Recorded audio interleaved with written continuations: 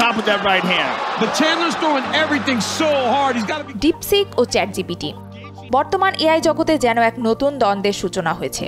Open AI অভিযোগ তুলেছে DeepSeek নাকি চ্যাটজিপিটির সৃজনশীলতাকে চুরি করেছে, কিন্তু এখানে একটা বড় দ্বিচারিতা আছে।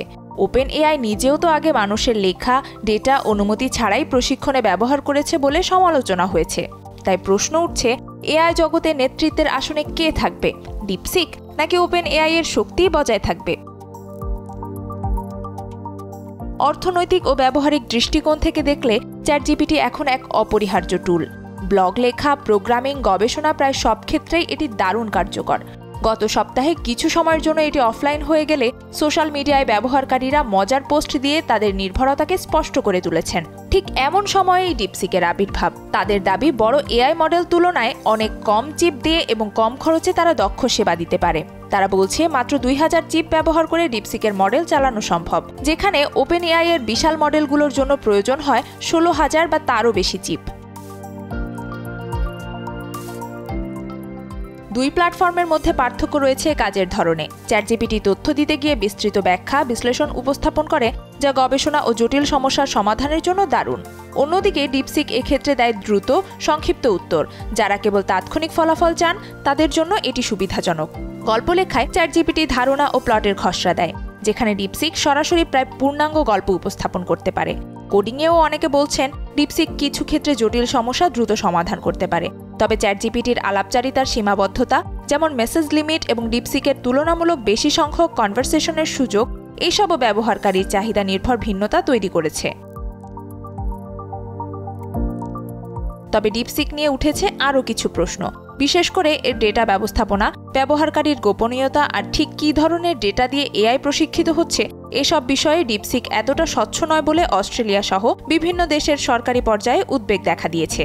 চীনের কোম্পানিগুলো সাধারণত তাদের প্রযুক্তি বা ডেটা প্রসেসিং নীতিমালা নিয়ে খুব বেশি তথ্য প্রকাশ করে না। এই কারণে বিশ্লেষকদের মাঝে সন্দেহ রয়েছে ব্যবহারকারীর ব্যক্তিগত তথ্য নিরাপদে আছে কিনা। ডিপসিকের এই সাফল্য শেয়ার বাজারেও বড়সড় প্রভাব পড়েছে।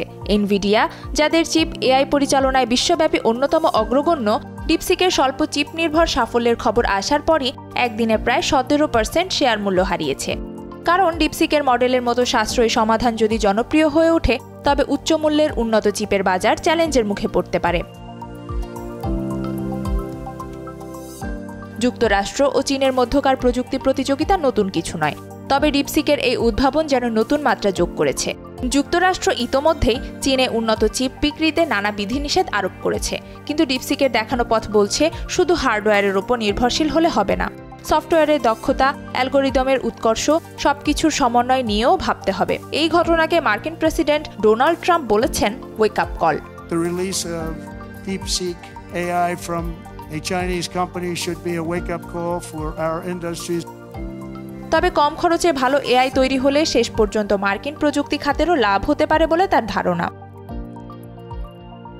এই প্রতিযোগিতামূলক পরিবেশে এখন প্রশ্ন, সামনে কি? ডিপসিক দেখিয়ে দিয়েছে কম শক্তিশালী হার্ডওয়্যারেও স্মার্ট অ্যালগোরিদমের জোরে বড় সাফল্য সম্ভব। একদিকে ওপেন এআই এর মতো বড় প্রতিষ্ঠানের রয়েছে ব্র্যান্ড, রিসোর্স ও প্রতিষ্ঠিত গ্রাহক ভিত্তি, অন্যদিকে ডিপসিকের মতো প্রতিষ্ঠানগুলো নতুন উদ্ভাবনী পথ ও সাশ্রয়ী মডেল হাজির করে রীতিমতো চ্যালেঞ্জ ছুড়ে দিচ্ছে। ফলে ওপেন এআই, গুগল বা মাইক্রোসফটের মতো কোম্পানিগুলোকে আরও কার্যকর ও কম মূল্যের এআই তৈরির দিকে জোর দিতে হবে। এই পুরো ঘটনা এআই এর ভবিষ্যৎ পরিসরকে যেন আরও বৈচিত্র্যময় ও প্রতিদ্বন্দ্বিতাপূর্ণ করে তুলছে। কোথাও কম খরচে দ্রুত সেবা দরকার, সেখানে হয়তো ডিপসিকের মতো প্ল্যাটফর্ম জয়ী হবে, আর যেখানে বিস্তৃত বিশ্লেষণ, গবেষণা, সুনির্দিষ্ট যুক্তি দরকার, সেখানে চ্যাটজিপিটি বা ওপেন এআই এর ভারী মডেলগুলো কার্যকর থাকবে। শেষ পর্যন্ত এই প্রতিযোগিতায় হয়তো এআই শিল্পকে আরও দক্ষ, নিরাপদ ও সাশ্রয়ী করার পথ উন্মোচন করবে।